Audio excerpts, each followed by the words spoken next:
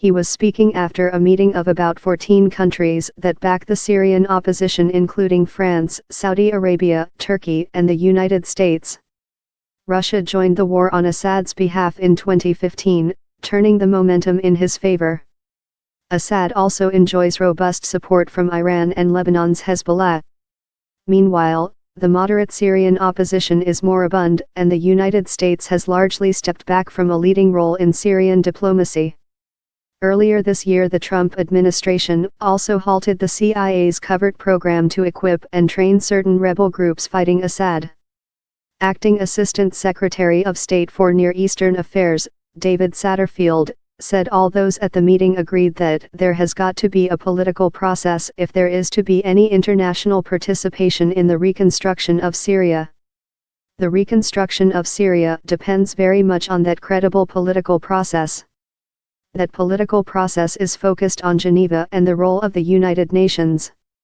Back to Geneva. Aleppo is now in the hands of Assad's forces, and Assad himself is in a much stronger position, thanks to Russian and Iranian support.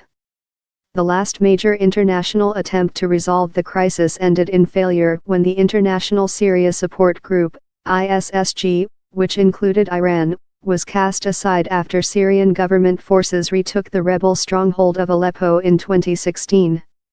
Russia, Turkey, and Iran have been negotiating separately for months in Astana to try to reduce the violence on the ground by creating de-escalation zones across the country, although those talks do not cover a long-term political solution. Asked if there was consensus on that, she said, "I would say so. It's good if the Astana process leads to de-escalation and a reduction of the violence, but it has to lead into the political process."